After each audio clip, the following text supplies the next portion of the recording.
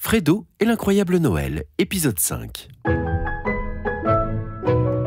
La métamorphose. À l'heure du repas, Fredo était en pyjama et tout propre. À la grande surprise de ses parents, il descendit les escaliers sans courir et alla mettre la table.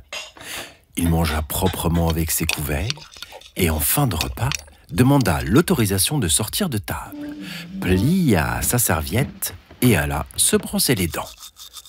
Lorsqu'il entra dans la chambre de sa petite sœur, elle crut qu'il venait lui faire peur comme chaque soir et se recroquevilla dans son lit. Mais Fredo se pencha doucement vers elle. N'aie pas peur, petite sœur. Je viens juste te faire un bisou de bonne nuit. Je te crois pas. Et en plus, tu vas être méchant.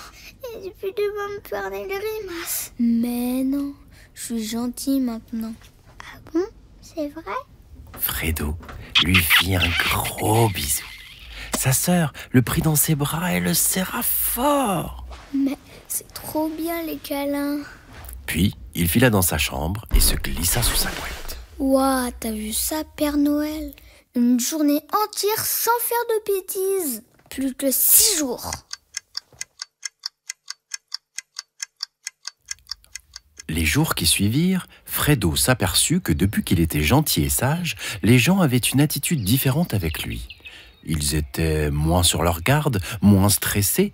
Ils commençaient à l'apprécier et venaient même vers lui au lieu de fuir. C'était bien mieux d'être aimé que d'être détesté. Alors Fredo s'appliqua à devenir le plus sage des enfants, gentil et serviable avec tout le monde. Mais il devait pour cela réparer toutes les méchancetés et bêtises qu'il avait pu faire avant. Il téléphona à ses grands-parents pour s'excuser d'avoir cassé les vitres du garage et piétiné les fleurs du jardin. Il proposa même de venir les aider à installer le sapin de Noël pour qu'ils aient moins mal au dos.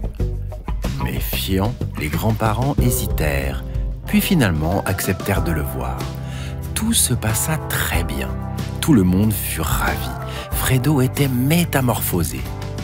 Ses grands-parents eurent envie de passer plus de temps avec lui pour faire des activités, aller au musée, au cinéma et partager des moments de bonheur ensemble. Et c'est que Fredo était devenu le meilleur des petits-fils. Et à l'école, il se fit plein d'amis. Tout le monde l'adorait maintenant. Il était rigolo, bon joueur, connaissait plein de devinettes et était toujours bien coiffé. Une fille de CE2 lui demanda même d'être son amoureux. Il sentit ses joues chauffer et devenir toutes rouges. Ses parents étaient très fiers de lui.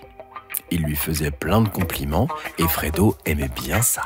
Il prenait beaucoup de plaisir à être gentil et sage. C'était tellement sympa de ne plus être tout le temps puni. Et Fredo tint sa promesse. Pendant 1 semaine, il fut l'enfant le plus sage de la Terre. Enfin, presque.